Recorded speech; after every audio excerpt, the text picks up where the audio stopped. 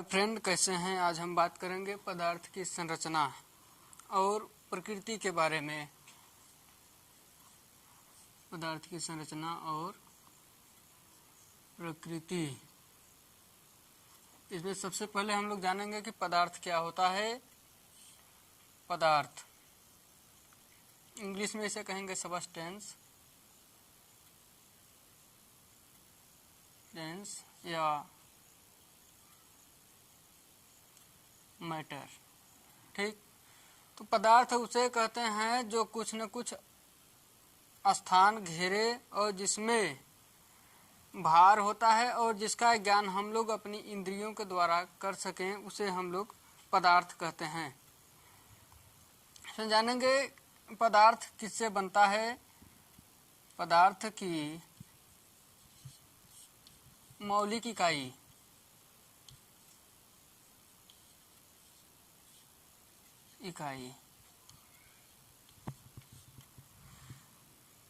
मौलिक इकाई का मतलब है छोटी इकाई। इसमें बात करेंगे मौलिक इकाई में अणु परमाणु के बारे में। अणु पदार्थ की वह न्यूनतम या सूक्ष्मतम कण है जो स्वतंत्र अवस्था में नहीं रह सकता, उसे हम लोग परमाणु कहते हैं। परमाणु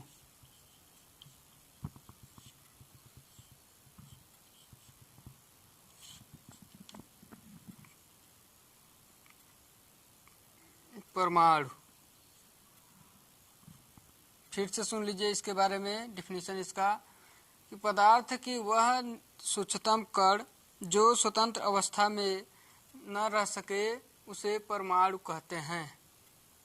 अणु की परिभाषा सुनेंगे कि दो या दो से अधिक परमाणुओं के संयोग से बना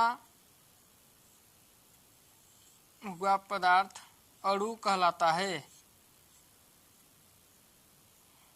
दो या दो से अधिक परमाणुओं के संयोग से बना हुआ कण अणु कहलाता है।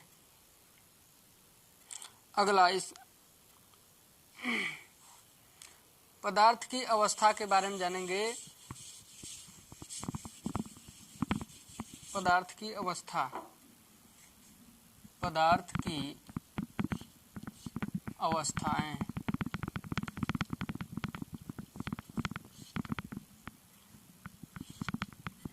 पदार्थ मुख्य रूप से तीन अवस्थाओं में पाया जाता है।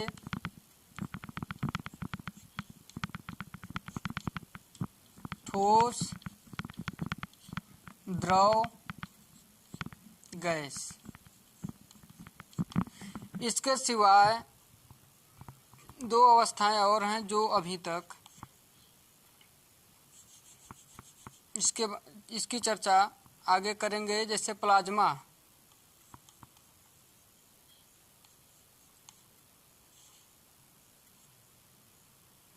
इन सब के बारे में बात करेंगे।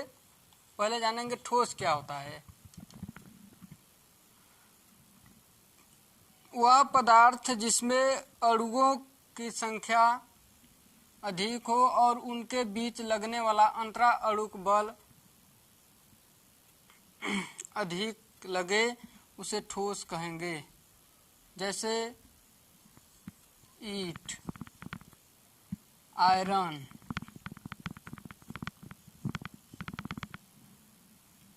पत्थर। अंतराअणुक बल क्या होता है। अंतराअणुक बल इंग्लिश में कहेंगे इंटर मॉलिक्यूल्स फोर्स, अणुक बल। तो दो या दो से अधिक कणों के बीच लगने वाला आकर्षण बल को अंतराअणुक बल कहते हैं। ठोस का आयतन और आकार,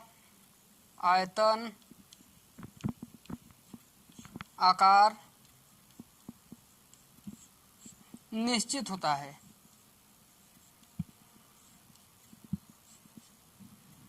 निश्चित होता है। अब हम लोग अगले बारे में बात करेंगे द्रव के बारे में। द्रव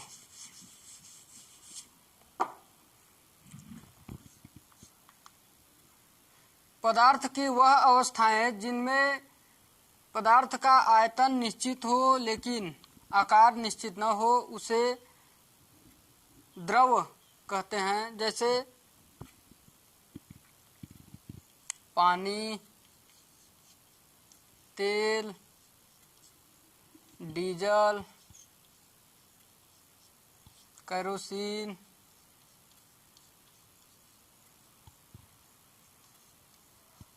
और पारा। ये सबसे इम्पोर्टेंट है। इसका आयतन निश्चित होता है। आयतन निश्चित होता है और आकार अनिश्चित होता है।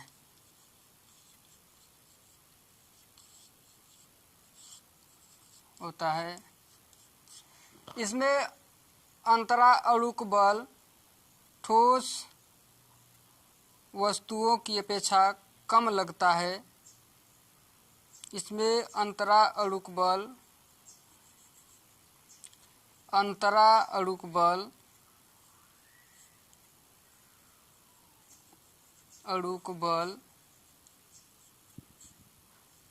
ठोस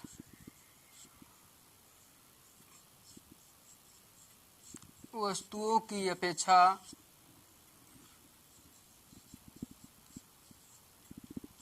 कम लगता है।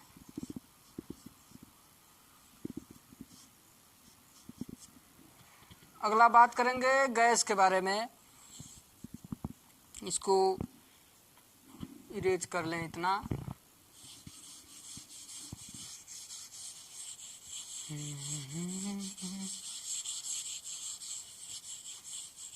गैस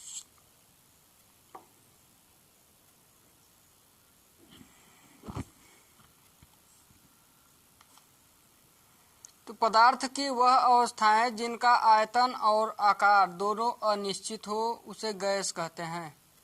जिनका आयतन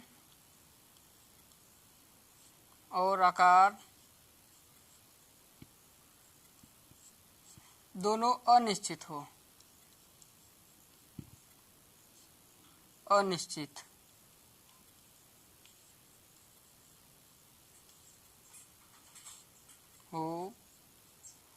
उसे गैस कहते हैं।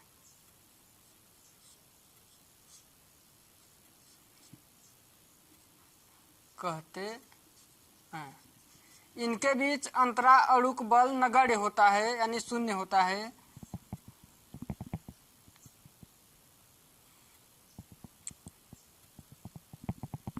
अणुओं के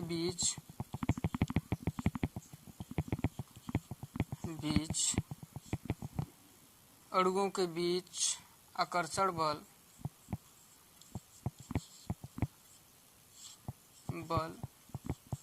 शून्य होता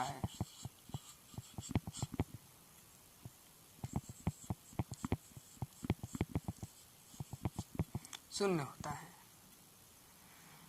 अगला हम बता रहे थे प्लाज्मा के बारे में।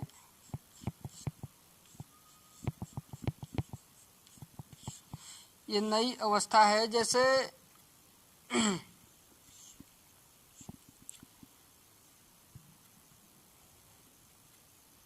गीली मिट्टी हो गई,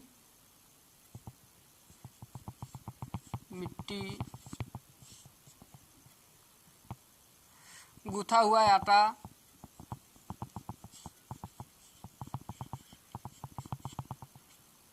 आटा, ट्यूब, रबर आदि। आगे हम लोग बात करेंगे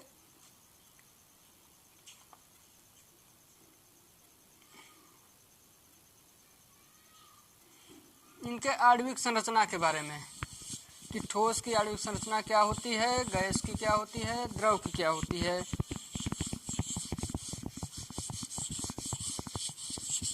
की अवस्थाओं के बारे में जान लिए हैं। अब जानेंगे आणविक संरचना।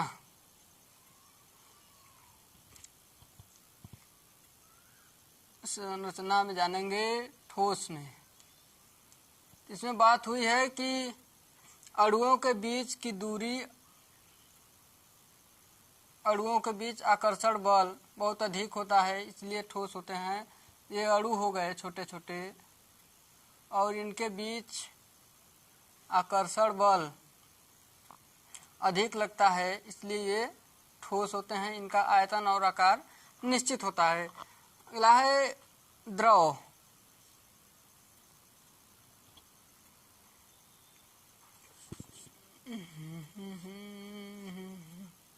द्रव के बारे में जानेंगे। इसमें अणुओं के बीच आकर्षण बल ठोस की अपेक्षा बहुत कम होता है, इसलिए इनके अणु दूर दूर होते हैं। ऐसे इनका आकार नहीं निश्चित होता है, आयतन निश्चित होता है। तीसरा बात करेंगे गैस के बारे में। इनका आयतन और आकार दोनों अनिश्चित होता है। गैस के बारे में इनकी आणविक संरचना में आयतन और आकार दोनों अनिश्चित होता है, इस टाइप से।